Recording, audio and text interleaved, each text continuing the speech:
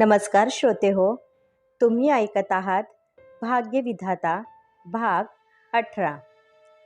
विश्वजितला वाटलं होतं की आरोही फक्त त्याचीच आहे, जे एका अर्थी खरंच होतं. कारण तो पहिला पुरुष होता ज्याने तिच्या शरीरावर हक्क गाजवला होता. पण तरीही ती अशी का म्हणाली होती? म्हणजे आपल्याशिवाय तिच्या आयुष्यात आणखी एखादा पुरुष आहे, हा विचार करून विश्वजितला वेड लागण्याची बारी आली होती. कारण आरोही फक्त त्याची होती आणि तिच्यावर कोणी नजर वर करून पाहिलेलं त्याला आवडणार नव्हतं. तिच्या बाबतीत तो प्रमाणापेक्षा जास्त पॉझिटिव्ह झाला होता, कारण त्याचं आरोहीवर मनापासून प्रेम होतं. "मे आय कम इन सर?" त्या आवाजाने विश्वजित भानावर आला. "येस." विश्वजित सावरून बसला. ज्या डिटेक्टिव्ह कंपनीला त्याने आरोहीची माहिती काढण्यासाठी हायर केलं होतं, तो रिपोर्ट घेऊन आला होता. "या फाईलमध्ये मिस आरोही यांची इन्फॉर्मेशन आहे. इनफॅक्ट आम्ही त्यांच्या गावीसुद्धा जाऊन आलो होतो. तिथे आम्हाला बरीच माहिती मिळाली," त्या माणसाने सांगितलं. कंटिन्यू. विश्वजित फाईलची पानं उलगडून पाहत होता. मिस आरोही यांचे वडील त्यांचा जन्म होण्याआधी त्यांना सोडून गेले होते. त्यांच्या आईने एकटीने त्यांचा सांभाळ केला होता. काही महिन्यांपूर्वी ती पण त्यांना सोडून गेली. त्यानंतर त्यांच्या मामीने जबरदस्ती आपल्या भावासोबत त्यांचं लग्न लावण्याचा प्रयत्न केला होता. पण त्यांच्या एका खास फ्रेंडने त्यांची सुटका केली आणि मिस आरोही यांना मुंबईमध्ये पाठवलं. मुंबईमध्ये त्या 2 मुलींसोबत राहत होत्या. आधी त्या ज्या ठिकाणी काम करत होत्या, तेथील मुलांनी त्यांच्यावर अतिप्रसंग करण्याचा प्रयत्न केला होता. त्यातून त्या सुखरूप वाचल्या. त्यानंतर काही दिवस त्यांनी एका बारमध्ये जॉब केला. त्यानंतर त्या तुमच्याकडे आल्या. त्या माणसाने माहिती दिली. "बास, इतकंच? तिच्या लाईफमध्ये कोणी मुलगा आहे का?" विश्वजितने काळजावर दगड ठेवून हा प्रश्न विचारला होता. "तसं काहीच आढळलं नाही. आम्ही त्यांची कॉल लिस्ट चेक केली. त्यात संशयास्पद असं काहीच जाणवलं नाही. मिस आरोही मिडल क्लास फॅमिलीमधून आल्या आहेत, त्यामुळे त्यांची लाईफ अगदी शॉर्ट आहे," डिटेक्टिव्हने सांगितलं. तसा विश्वजितच्या जीवामध्ये जीव आला. "तुम्ही जाऊ शकता." विश्वजितने फाईल बंद केली. तरीही त्याला आरोहीबद्दल आणखी बरंच काही जाणून घ्यायचं होतं. ज्या लोकांनी तिला दुःख दिलं होतं, त्या सर्वांना त्याची किंमत मोजावी लागणार होती. जान्हवीची ट्रीटमेंट करण्यासाठी काही डॉक्टर घरी येत होते. तिच्या शरीराची मूव्हमेंट होण्यासाठी ते काही एक्सरसाइज करून घेत होते. पण त्यांना थोडीसुद्धा यश मिळत नव्हतं. आरोही तिला धीर देण्याचा पुरेपूर प्रयत्न करत होती.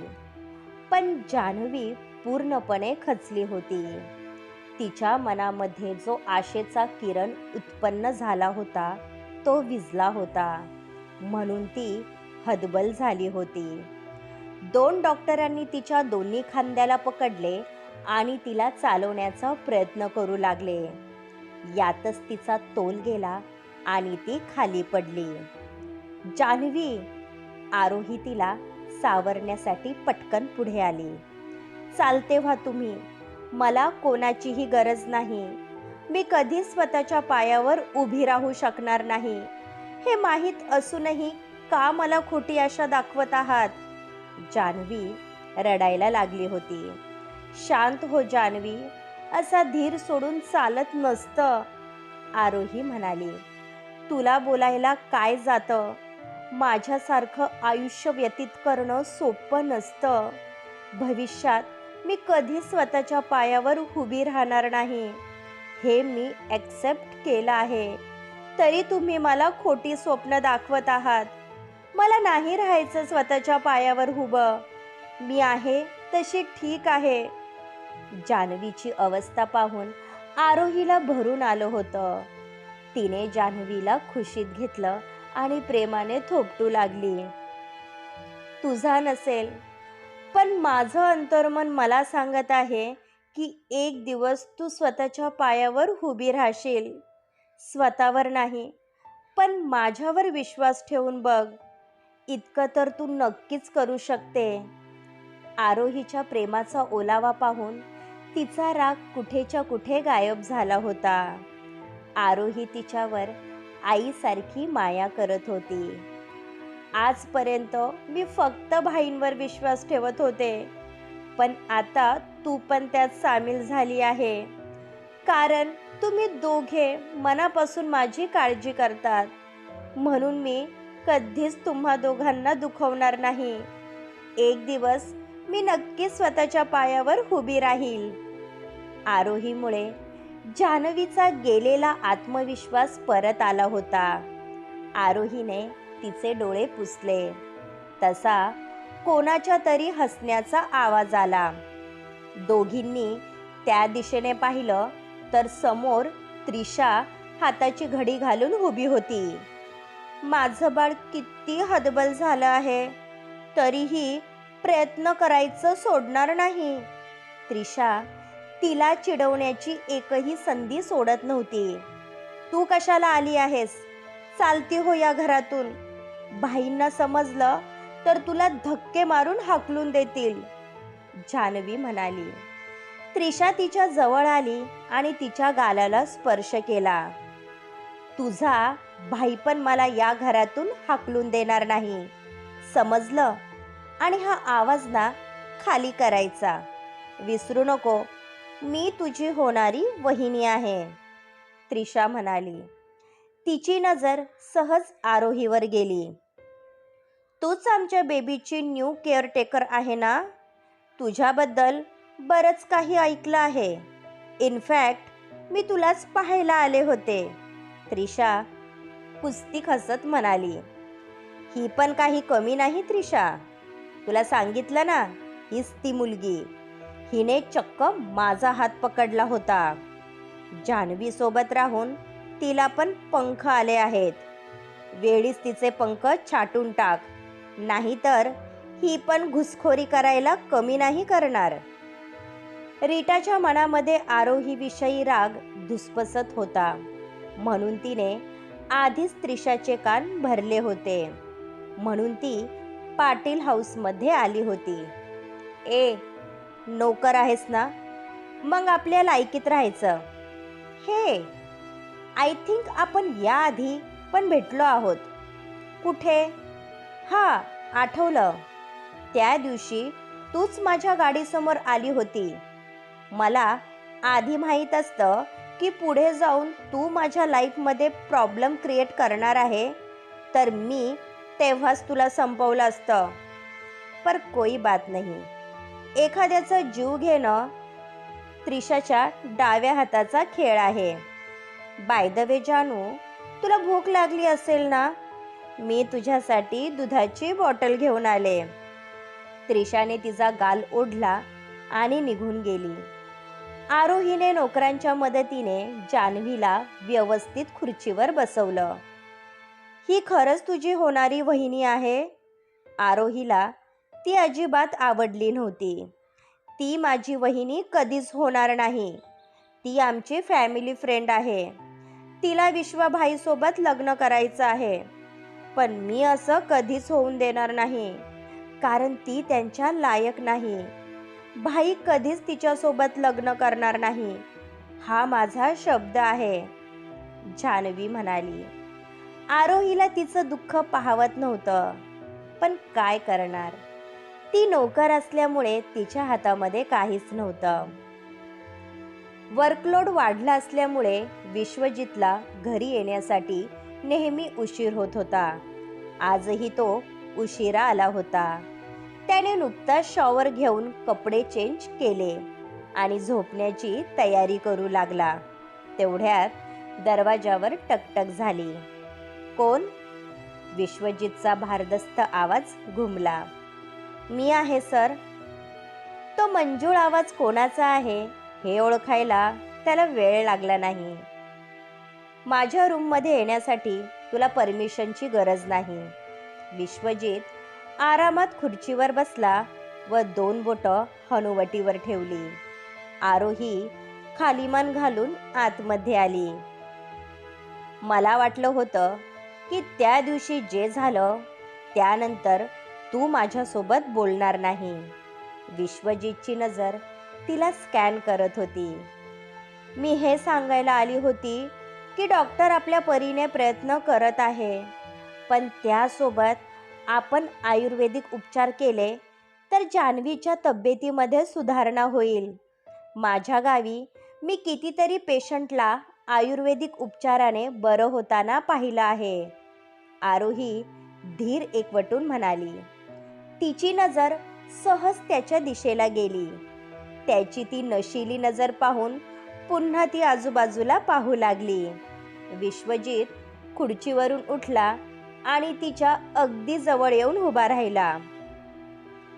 तू माझ्या बहिणीची काळजी करते हे पाहून छान वाटलं. आज पहिल्यांदा कोणीतरी तिच्या सुखाचा विचार केला आहे. यापुढे तू म्हणशील तेच होईल. विश्वजितचा घोगरा आवाज आणि त्याने फवारलेला सेंटचा सुगंध तिला कोणाची तरी आठवण करून देत होता. याआधी आपण कधी भेटलो आहोत का? आरोहीने पटकन सवाल केला. त्याने झटक्यात तिच्या दिशेने पाठ फिरवली. हा प्रश्न तू का केला आहेस? विश्वजितने विचारलं. तुम्ही जेव्हा समोर येता तेव्हा मला कोणाचा तरी भास होतो म्हणून विचारलं. आरोहीने पटकन स्वतःला सावरलं.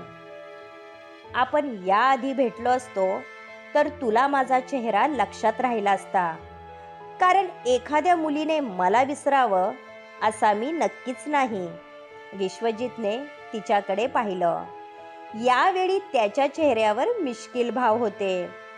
सॉरी सर, म्हणजे मला तसं म्हणायचं नव्हतं.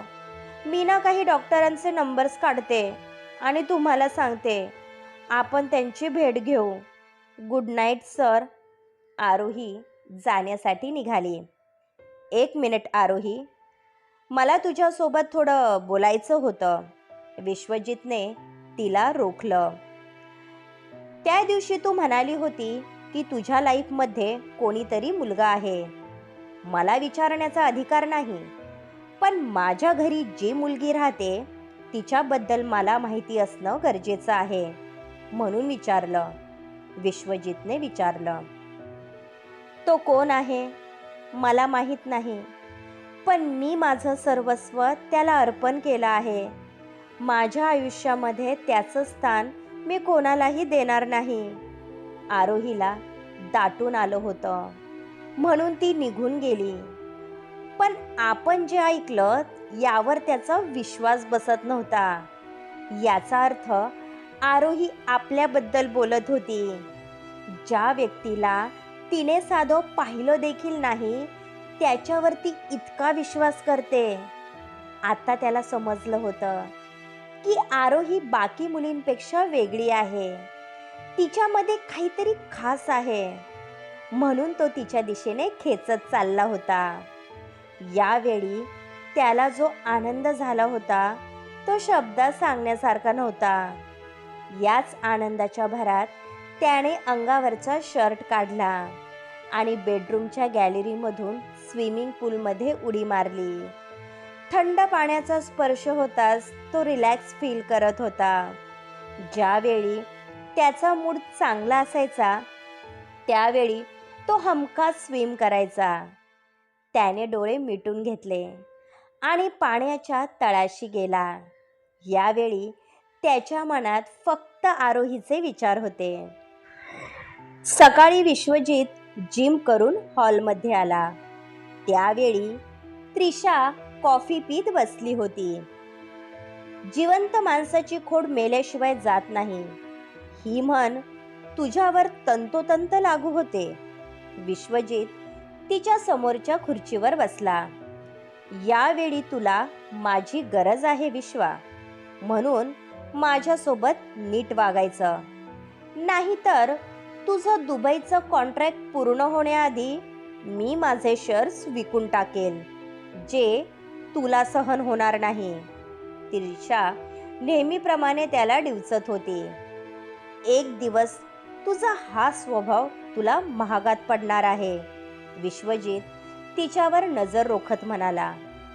हा येणारा काळ ठरवेल, पण तोपर्यंत आपलं लग्न झालेलं असेल. त्रिशावर त्याच्या बोलण्याचा काहीच परिणाम झाला नव्हता. गुड मॉर्निंग भाई, माझा एक खास फ्रेंड आहे. त्याची आपल्यासोबत पार्टनरशिप करण्याची इच्छा आहे. तुमची परमिशन असेल तर मी तुमची मीटिंग फिक्स करतो. अभिजित म्हणाला. सध्या मी बिझी आहे, त्यापेक्षा त्याला डिनरसाठी इन्व्हाइट कर. आफ्टर ऑल तो तुझा फ्रेंड आहे. विश्वजित म्हणाला. वेट भाई, बिझीवरून आठवलं, या वीकमध्ये आपल्या जानूचा बर्थडे आहे. यावेळी आपण जानूचा बर्थडे अगदी खास करायचा. तुमचं काय म्हणणं आहे? अभिजितने विचारलं. Great idea. आपण मस्त बीचवर पार्टी ऑर्गनाईज करूया. बरेच दिवस झालं आपल्या घरी फॅमिली फंक्शन झालं नाही. त्रिशा एक्साइट होत म्हणाली. क्या बात है त्रिशा, तुझा उत्साह पाहून तर मी हैराण झालो आहे. तू मदत करणार असशील तर आपण दोघं पार्टी ऑर्गनाईज करूया, चालेल ना? अभिजितने हात पुढे केला. त्रिशाने पटकन त्याचा हात हातामध्ये घेतला. आज ना उद्या या घरची रिस्पॉन्सिबिलिटी माझ्यावर येणार आहे, म्हणून आत्तापासून प्रॅक्टिस करत आहे. त्रिशाने विश्वजितला हळूच डोळा मारला. अभिजितने बड्या मुश्किलीने आपलं हसू कंट्रोल केलं आणि दोघेही निघून गेले. त्रिशा सहजासहजी आपला पिच्छा सोडणार नाही हे विश्वजितने जाणले होते. यावेळी मनात असूनही त्याच्या हातामध्ये काही नव्हतं. जोपर्यंत दुबईचं कॉन्ट्रॅक्ट होणार नव्हतं तोपर्यंत त्याला त्रिशाच्या कलेने घेणं गरजेचं होतं. तोपर्यंत तो आरोहीला कन्व्हिन्स करणार होता आणि तिच्यासोबत लग्न करणार होता. त्यानंतर त्रिशाला तिची खरी जागा समजणार होती. क्रमश. पुढचे भाग ऐकण्यासाठी आमच्या चॅनलला सबस्क्राईब करा. धन्यवाद.